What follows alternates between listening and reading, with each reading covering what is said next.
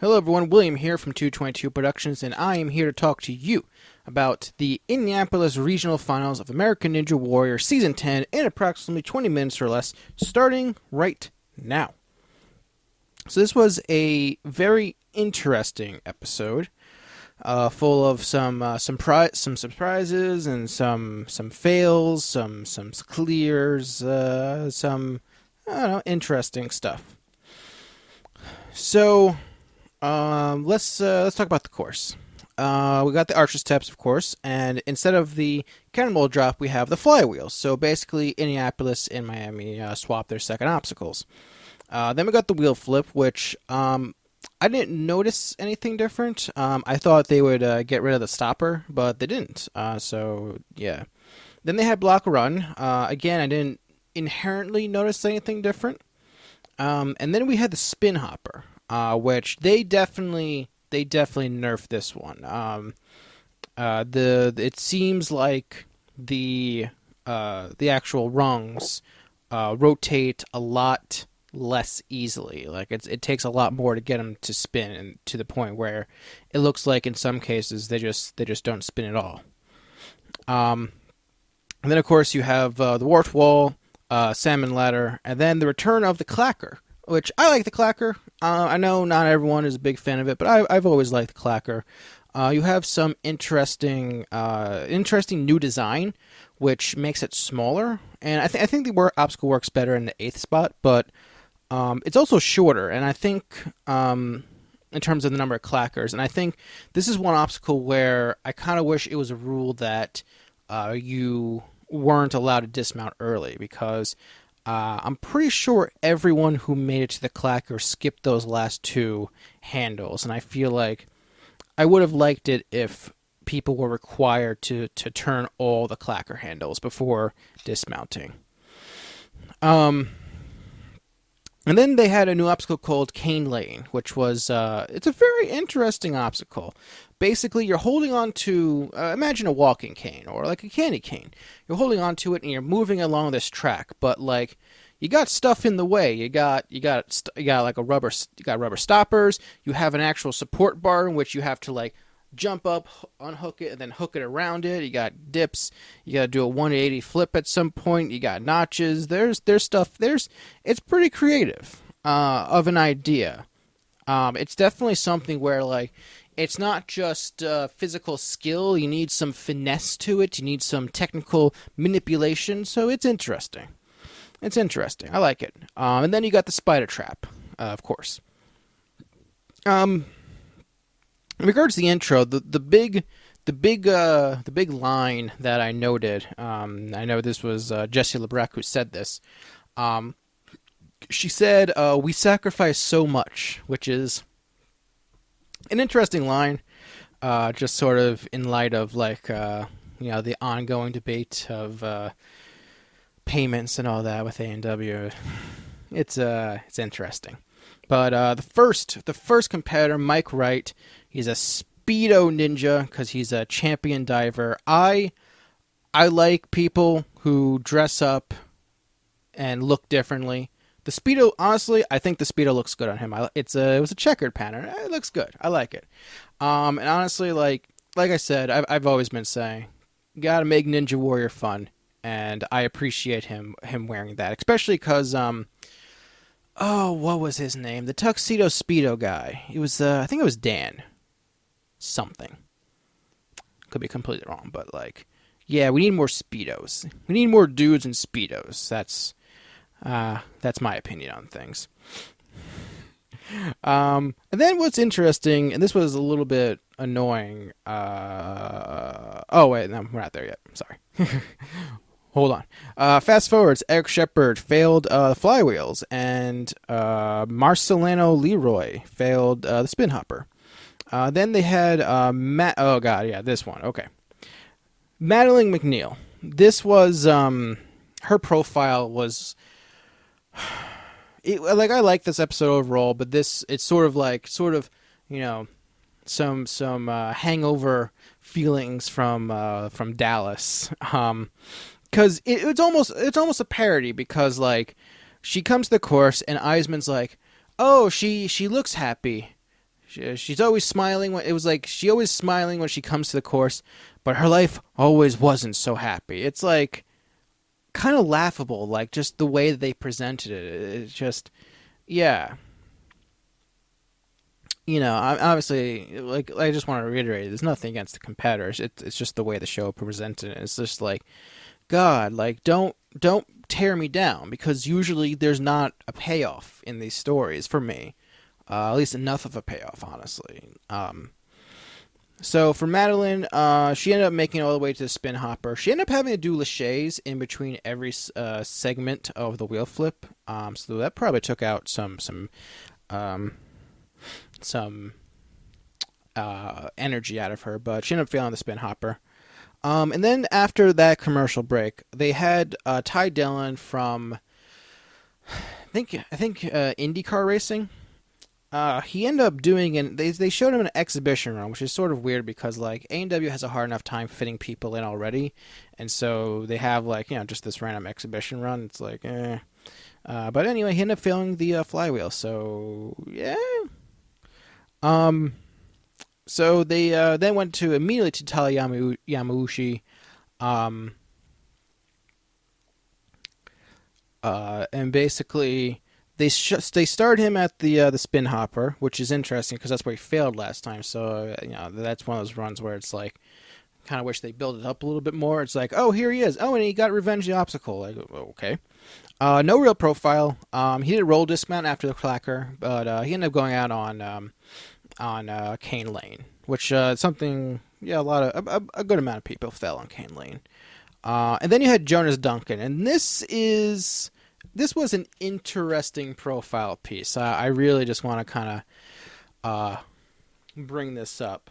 So his whole thing was that he's part of Team Hair, so it's him, Jake Murray, Rigel Henry, and Daniel Gill, and they're all standing on the sideline cheering him on. And I get that, like, this is A&W trying to do comedy, and like I've said in the past, typically speaking, A&W produced comedy tends to be more miss than hit, and this was a miss overall, in my opinion.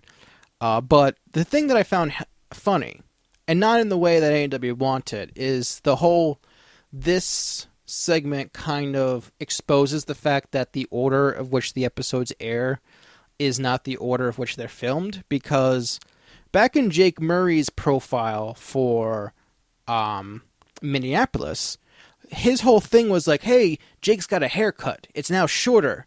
And now you fast forward to the Indianapolis Finals, and Jake all of a sudden has long hair again. As if it magically grew back in a few weeks. It's like, hey, plot hole, inconsistency in narrative. And also, Jake has the mustache. That's just one of those things that, like, I found funny, because, I'm gonna guess that when they did the whole team hair thing, the A&W producers didn't know that Jake was gonna get a haircut, and they just sort of hoped no one noticed. But I noticed. You can't get anything past me. Anyway, when there's two runs at a single segment, without commercials, you expect bad things to happen, and this was no exception. Jonas fell on the wheel flip in a really kind of unfortunate way, in which he made it to the last wheel after the last flip, but he slipped off and hit the water, and that sucks. So just some more fast forwards. Megan Anthon failed the wheel flip. Jesse Maurer failed the salmon ladder, and Kyle Stratman failed the wheel flip also. Then we got Mario Brown. So this was, I don't know what to really. This was okay. Like, this is one of those, like, I know this is one of those, like, pulling your heartstring things. Like, obviously him trying to help raise his unfortunately deceased friend's son. Like, that's a good thing out of a guy. I respect that. As for his run, this was, there's really no other way to say it. It was very messy overall. He had trouble on the archer steps. He had a scary dismount on the flywheels, where like his feet didn't reach the platform, but he still carried his momentum. And then again, another scary dismount on the wheel flip where it's like he's just flirting with disaster and getting eliminated every time. But then he ends up going on the spin hopper because he ended up slamming his face in the obstacle. And so very, very messy, unfortunately. It ended up not working out for him. And then more fast forwards. We had Nicole Martinez failing the flywheels, and Alex Carson failing the clacker, which is he's the only one to fail a clacker. And I wrote cheesecakes as a note, so I assume this is the guy who baked cheesecakes and gave it to Akbar and Matt. It's been a few weeks. Then they had Miguel Henry on the course, and basically it's like, hey, he's a construction worker, a concrete worker more specifically, in Colorado now. And I'd imagine doing concrete work gonna help you build your strength just in general, just because it's a blue collar job with a lot of heavy lifting. But they started his run mid-run, but he ended up clearing. It was a struggle. He was on the spider trap for a long time. I legitimately thought he was not going to clear because of just how much trouble he was having on that obstacle, just slipping and sliding. I wonder if it was wet that day at all, or if he was just having, or if maybe his lower body is not as strong, or if his shoes were giving out. It could be any of those things, really. But he ended up doing it. He ended up clearing the whole course, so good for him. To be frank, I didn't think, if you asked me to think who was most likely to clear a regional finals, I wouldn't have picked him. But hey, you proved me wrong, so good on him. Then we had Michael Boyer, who also failed. Who also failed the Cane Lane, and then we had Jerry DeRulio. Basically, her whole segment was about her dad and how he's embarrassing and all that. It went long, and it felt kind of weird. 'Cause I don't know if he's acting, but this segment made it feel like he was overacting, which is kind of weird. Because I do have a feeling it was genuine, but it was a weird vibe to it. I don't know. The way it was presented just felt kind of weird. Like they really wanted to amp up the embarrassment of this guy. But she ended up failing the spin hopper, which is good for her. In that, she gets to move on. Then Brian Arnold got the honor of being the commercial segment. He failed Cane Lane. Unfortunately, the exposure that Brian Arnold is getting in this season so far has been underwhelming. Hopefully he gets something in Vegas. And then Trevor West. This was a good one. He got fit during school, and I respect that a lot. I really respect his profile and what he did. He did way better than me in terms of getting in shape. I respect that. Again, started mid-run, which I'm not a fan of. Actually, I just realized all three of these runs were started mid-run, which I've talked about this before in my Miami review. I'm not a fan of that. Show me at least one clear where someone clears all the obstacles, and you show me all 10 obstacles. That's all I ask. And the fact that you saw none of them here was disappointing. But he cleared. He ended up clearing. It was a great moment for him. I was super happy for him. This was definitely a high point. As in more fast forwards, James Wilson failed the wheel flip. Chris DeGangi failed the Cane Lane, and immediately Jesse got nervous. And Dan Polizzi failed the spider trap. He ended up going out on that. So interesting story that I read from someone who was in the audience during the filming of this episode. So according to this anecdote, Dan was the second to last person to run the course, and Cane Lane actually broke on him while he was on it. The entire first rail apparently just snapped off and fell into the water with him. Fortunately, there was no injury from what I was told, from what I read, I should say. Like, this wasn't told directly to me. This was a public post. So if that's true, like, holy crap, that's scary. It may or may not have an effect on his ability to clear the spider trap.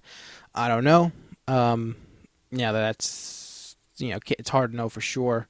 What's interesting is that, like, the challenge of, like, rebuilding a broken obstacle is that it's hard to recreate the exact specs. And so, like, especially with something like Cane Lane, like, if you build something at, like, a slightly different angle, all of a sudden, like, it can become a lot more difficult. So I do wonder if Dan ended up facing a Cane Lane that was easier or harder than the original version.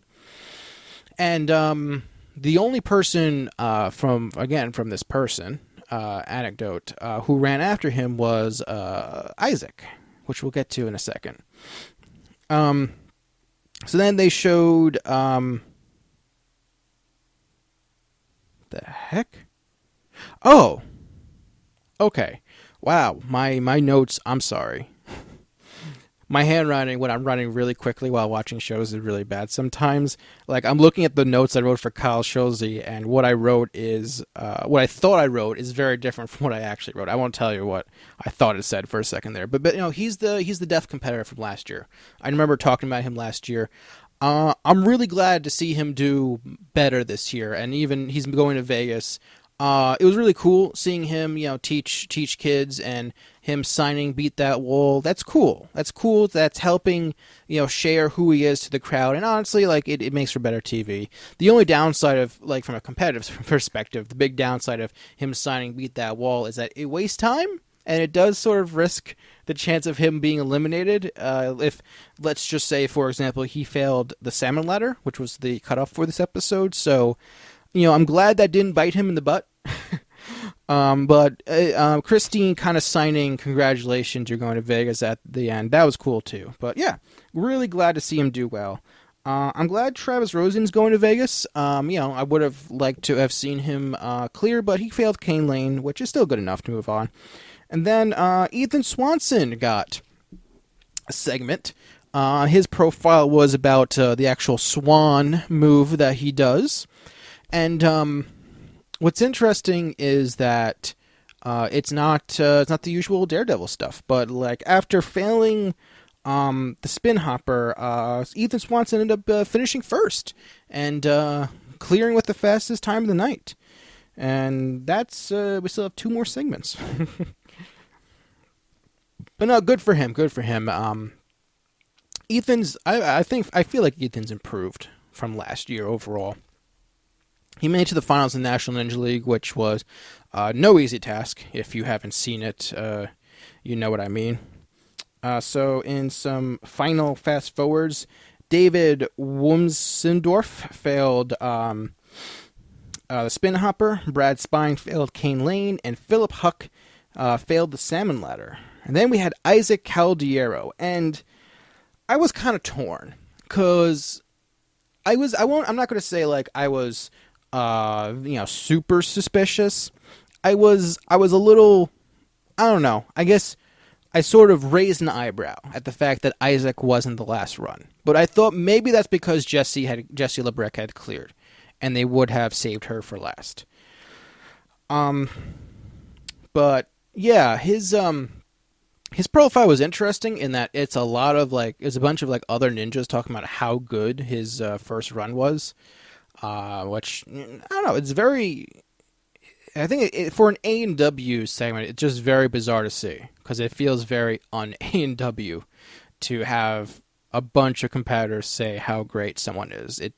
Usually when they do that, it's because they're hinting at that person doing very well, or maybe, like in the case of Jeff Britton, beating the whole course. But yeah, this was, I would say, there's been some shocking fails this season. This is probably the most shocking one. This made my jaw drop the most out of all of them.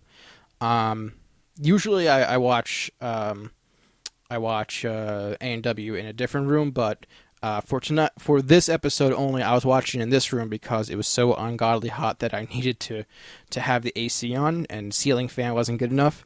And I just remember watching Isaac falling on block run, And my jaw did drop because I was legitimately surprised. I didn't know, yeah, I didn't see that coming. Basically, the fourth block, his foot placement was wrong. He caused that thing to spin, and he went right out. And I think it's safe to say that block run, probably the obstacle most likely to take him out on that course. So it's unfortunate for him that happened. Then the final competitor was Jessie Lebrecq, and they really stressed the whole no woman has cleared thing for her segment since season 6 in regards to city final courses. And I was like, man, they did this with Jessie Graff, now they're doing it with Jessie Lebrecq. That's interesting. But I also remembered, hey, last time they were in Indianapolis, they also made a big deal on how ever since they started dating, Krista Ganji and Jessie Lebrecq have been having the same results on every single course. And so I'm like, which one's gonna win? Which one's gonna win out? And it turns out Chris beat the A&W promos, so to speak, because Jessie ended up going out on Cane Lane.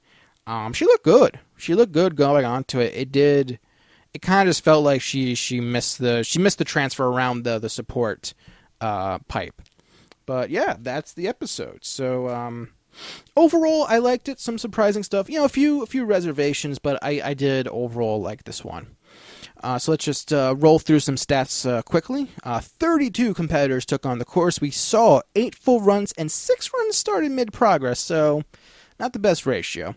14 fast forwards, and all the clears were indeed shown. So here's your top 15. We had 3 clears in the form of Ethan Swanson, Trevor West, and Rigel Henry. 1 person failed the spider trap in Dan Polizzi. 9 people failed Cane Lane in the form of Tyler Yamauchi, Michael Borgier, Travis Rosing, Krista Ganji, Brad Spine, Kyle Solzy, Mike Wright, Jessie Lebrecq, and Brian Arnold. 1 person failed the clacker in the form of Andrew Carson, and number 15 is Philip Huckey, who failed the salmon ladder. And the second woman to fill out the top 2-woman rule is Jerry DeRulio, who failed the spin hopper. And that is everything I have to say about the Indianapolis City Finals. So, what did you guys think? Did you like the Indianapolis Finals? Were you surprised at the fact that Isaac failed? Were you surprised at the fact that Jessie didn't clear? Or was there anything else that surprised you? Or is there something that you weren't surprised? Let me know in the comments below. And if you like what you saw, make sure you subscribe. I do coverage of Ninja Warrior stuff and other tomfoolery related to obstacle courses. So make sure you stay tuned, because next time I'll be talking about the Philadelphia Finals, which I was at and saw live, so I'll give you some behind-the-scenes info while reviewing the actual episode itself. But until then, thanks for watching, everyone. I'll see you later. Bye.